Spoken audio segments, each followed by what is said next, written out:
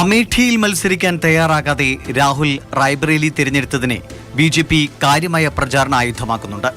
എന്നാൽ അതിനെ കവച്ചുവിട്ടുന്ന തരത്തിൽ പ്രചാരണ തന്ത്രങ്ങൾ കെട്ടഴിച്ച റായ്ബറേലിക്കൊപ്പം തന്നെ അമേഠിയും പിടിക്കാനാണ് കോൺഗ്രസിന്റെ ലക്ഷ്യം.